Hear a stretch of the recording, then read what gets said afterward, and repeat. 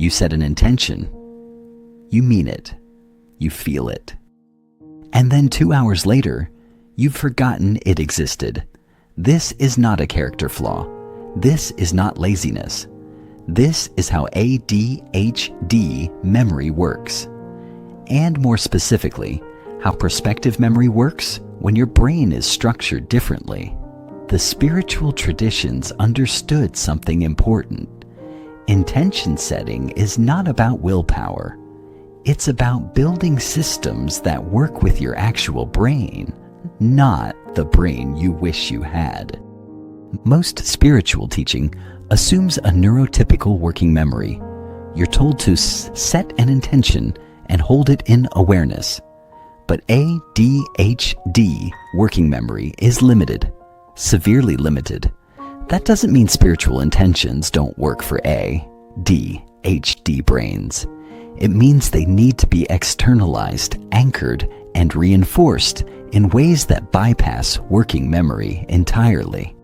Today, I'm going to show you 3 specific techniques, drawn from spiritual practice, but adapted for how ADHD brains actually function.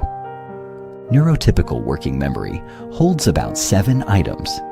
ADHD working memory holds about 3. And those 3 are fighting for space with whatever is urgent, novel, or emotionally activating right now. When you set a spiritual intention, I will practice patience today. It goes into working memory. 2 minutes later, working memory is full of something else, and the intention is gone. Not because you don't care, because working memory is structurally limited, and an intention didn't make the cut. You wake up and set an intention. Today, I will pause before reacting. You mean it. You feel it.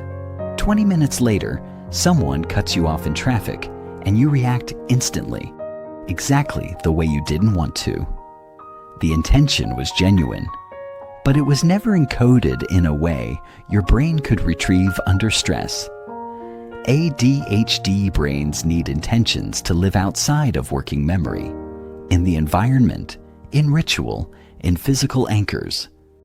If you keep setting intentions the neurotypical way and forgetting them, you will conclude that you lack discipline or commitment. You don't. You lack a system that works with ADHD memory architecture. That's fixable. The solution is not to try harder to remember. The solution is to externalize. In Buddhist practice, this is why prayer flags exist. Why malas, prayer beads, exist. Why altars exist. They are external memory and physical objects that hold the intention so your brain doesn't have to. For ADHD adults, this principle is essential. If the intention lives only in your head, it will disappear. If it lives in your environment, it has a chance. Simple version: write your intention on a sticky note. Put it somewhere you will see it multiple times. Bathroom mirror, steering wheel, laptop. The moment you see it, the intention reactivates. You're not relying on memory. You're relying on environment. Advanced version: choose a physical object as an anchor. A stone, a bracelet. Every time you touch it or notice it, you return to the intention. The object does the remembering for you. Externalizing intentions is not cheating. It's how spiritual practitioners have worked for thousands of years. Prayer beads, rosaries, altars, candles. These are all external memory systems. You're not doing it wrong. You're doing it the way it was always meant to be done. The other ADHD-friendly approach is to embed intention in ritual. Not a big ritual, but a tiny repeating one. Every morning, same time, same place, you speak the intention out loud. This creates what's called a retrieval cue. The ritual becomes the reminder. You don't have to remember the intention all day. You only have to remember it during the ritual. And the ritual, because it's consistent and external, same time, same place, becomes easier to remember than the intention itself. Choose one daily transition. Morning coffee, brushing teeth, getting in the car. Before you start that activity, say your intention out loud. Just once, 10 seconds. Today I choose patience. That's it. You're not trying to hold it in mind all day. You're planting it once at the same time every day. Over weeks, the repetition builds a groove. The intention starts appearing on its own, not because you remembered it, but because the pattern has been practiced. ADHD brains struggle with abstract goals, but excel at patterned routines once established.